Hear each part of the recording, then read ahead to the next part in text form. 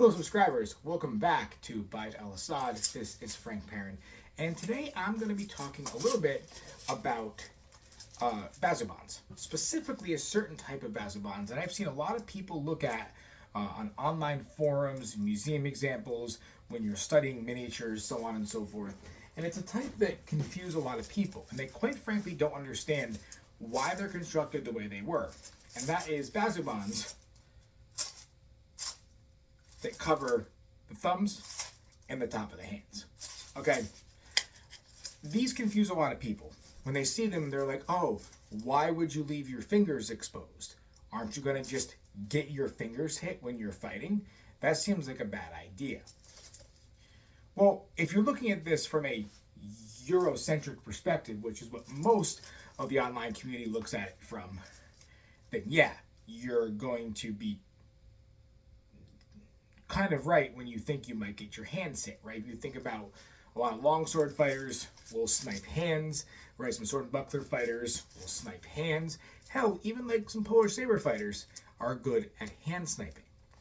The big difference with that is a lot of these styles do not rely on the draw cut, nor were the fighters of those regions, especially armored people, multi-class fighters, so to speak.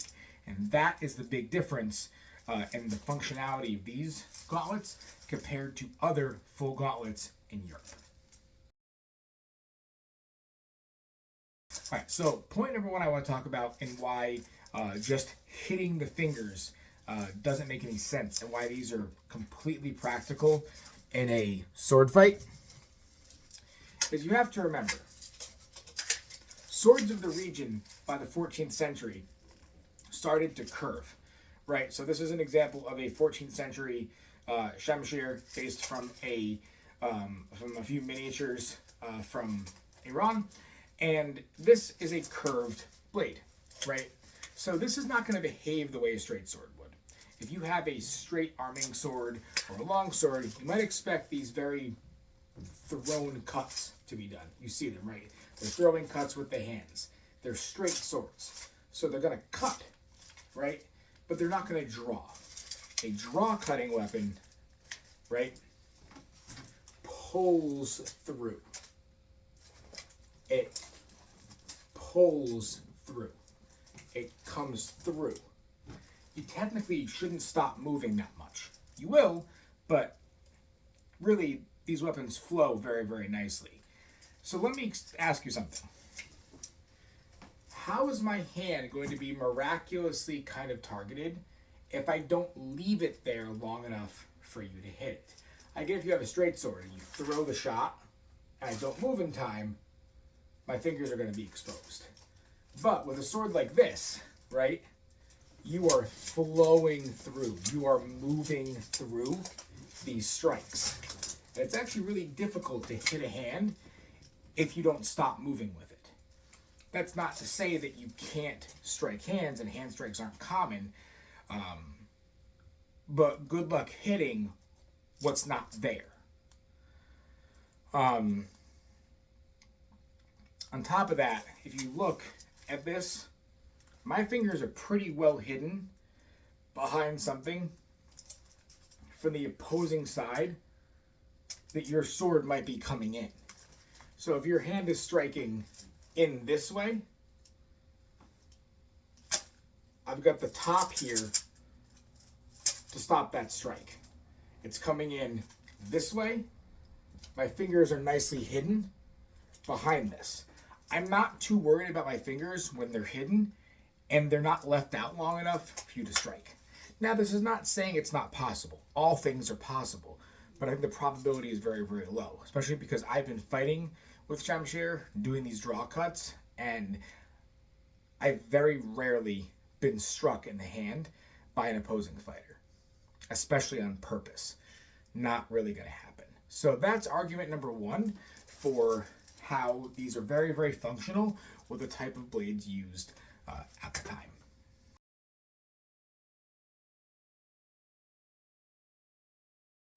Number two is multi-class or multi-purpose fighting, right? You think a lot of how armored knights in Europe aren't really multiple classes. They're either like on the ground or they're mounted. And that makes a lot of sense for the context of the region, right? There's very specialty people, specialty archers, specialty sappers, specialty arquebus people, right? Specialty armored knights, right? But in other places of the Islamic world, such as Persia and Mongolia, right, you did not have necessarily just specialized fighters. And these type of gauntlets show up first in Timurid period miniatures from the 14th century, and that's when they're the most prominent. And you see Persian and Mongolian warriors wearing these, because that meant that wearing these, you were able to shift back and forth between using your sword and using another very important weapon, the bow. Now at this time, like most times, you need your fingers to shoot a bow. And you can't shoot a bow if your fingers are covered in full gauntlets.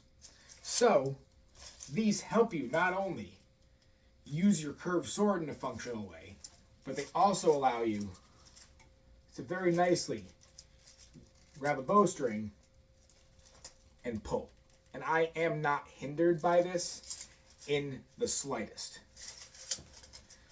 It actually still very much allows me to take my thumb, wrap it around the string, pull back, and then when needed, release. So it's not very, very rare, in fact very common, that soldiers in the Middle East were trained in multiple weapons. So their gear had to accommodate that multiple weapon use.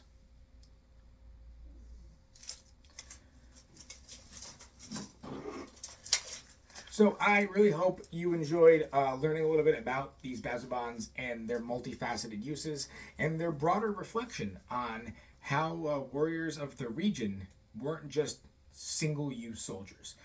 They were very well-trained professional soldiers at the time who brought with them their own armaments from their own regions. They brought with them their own traditions. They brought with them their own styles. And a lot of that is going to come with how their equipment was used. So I hope this is kind of a lesson in looking at equipment from cultures that are not European and just taking a step back and going, all right, this isn't Europe. This isn't how I'm used to seeing arms and armor. So take a minute and think about what you might be looking at and how the equipment of the region is going to impact the armor and vice versa. So with that in mind, this has been Frank Perrin from Al-Asad, and we'll see you very, very soon. Thank you.